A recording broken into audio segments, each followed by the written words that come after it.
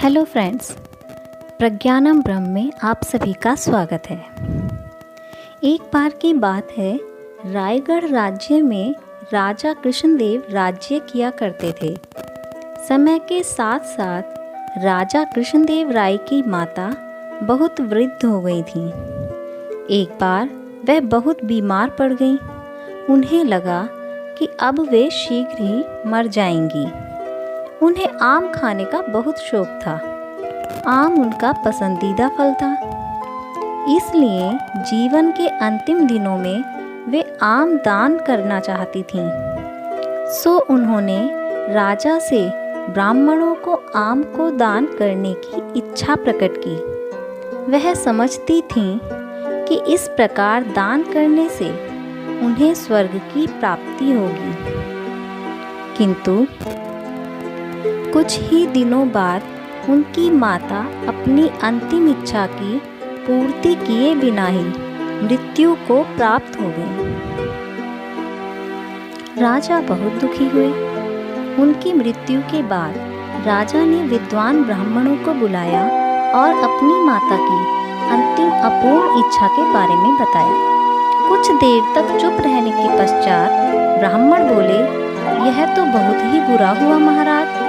अंतिम इच्छा पूरी न होने के कारण तो उन्हें मुक्ति ही नहीं मिल सकती।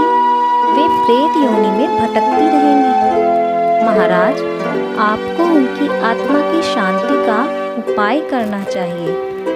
तब महाराज ने उनसे अपनी माता की अंतिम इच्छा की पूर्ति का उपाय पूछा। ब्राह्मण बोले, उनकी आत्मा की शांति के लिए आपको उनकी पुण्य तिथि पर सोने के आमों का दान करना चाहिए। अतः राजा ने अपनी माता की पुण्य तिथि पर कुछ ब्राह्मणों को भोजन के लिए बुलाया और प्रत्येक ब्राह्मण को सोने से बने आम दान में दिए। जब तेनालीराम को यह पता चला तो वह तुरंत समझ गया कि सभी ब्राह्मण मिलकर राजा की सरलता तथा भोलेपन का फायदा उठा रहे हैं। सो उसने उन ब्राह्मणों को सबक सिखाने की एक योजना बनाई। अगले दिन तेनालीराम ने ब्राह्मणों को निमंत्रण पत्र भेजा। उसमें लिखा था कि मैं तेनालीराम अपनी माता की पुण्य तिथि पर दान करना चाहता हूँ, क्योंकि मेरी माता अपनी एक अधूरी इच्छा लेकर मरी थी। जब से मुझे यह पता चला है कि मेरी माँ की अंतिम इच्छा पूरी न होने के कारण वह प्रेत योनि में भटक रही होंगी, जिसके कारण मैं बहुत दुखी हूँ और मैं चाहता हूँ कि जल्दी से जल्दी मेरी माँ की आत्मा को शांति मिले। ब्राह्मणों ने सोचा कि तेनालीराम के घर से भी बहुत अधिक दान मिलेगा, क्योंकि वह शाही विदूषक है। सभी ब्राह्मण निश्चित दिन तेनालीराम के घर पहुंच गए। वहां ब्राह्मणों को स्वादिष्ट भोजन परोसा गया। भोजन करने के पश्चात सभी ब्राह्मण दान मिलने की प्रतीक्षा करने लगे। तभी उन्होंने देखा कि तेनालीराम लोहे के सलाखों को आग में गर्म कर रहा है। ऐसा देखकर सभी ब्राह्मण डर गए। तो उनमें से एक ब्राह्मण के पूछने पर तेनालीराम बोला, मेरी माँ फोड़ों के दर्द से परेशान थी। मृत्यु के समय उन्हें बहुत तेज दर्द हो रहा था। इससे पहले कि मैं गर्म सलाखों से उनकी सिकाई करता, वह मर चुकी थी। अब उनकी आत्मा की शांति के लिए मुझे आपके साथ वैसा ही करना पड़ेगा जैसी कि उनकी अंतिम इच्छा थी। यह सुनकर ब्राह्मण बौखला गए। वे वहां से तुरंत जाने लगे।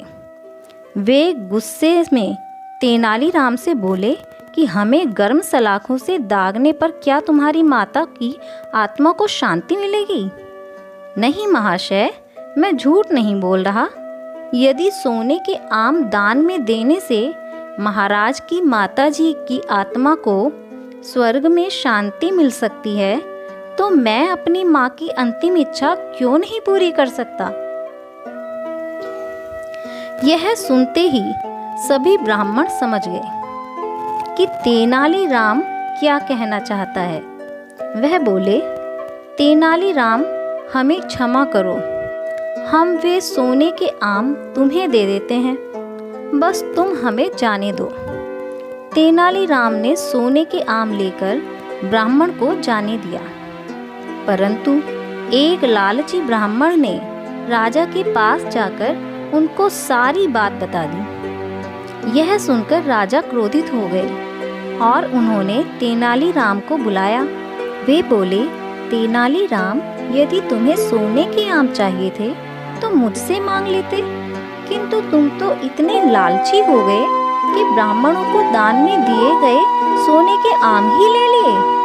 महाराज, मैं लालची नहीं हूँ, अपितु मैं तो उनकी लालच की प्रवृत्ति को रोक रहा था। यदि वे आपकी माता जी की पुण्यतिथि पर सोने के आम ग्रहण कर सकते हैं, तो मेरी माता की पुण्यतिथि पर लोहे की गर्म सलाखें क्यों नहीं झेल सकते? राजा तेनालीराम की बातों का अर्थ समझ गए। उन्होंने सभी ब्राह्मणों को बुलाया और उन्हें भविष्य में कभी भी लालच न करने की सलाह दी। अगर आपको हमारी यह कहानी पसंद आई हो तो हमें कमेंट बॉक्स में लिखकर ज़रूर बताइए। हमारी वीडियो को लाइक कीजिए, शेयर कीजिए और चैनल को सब्सक्राइब कीजिए।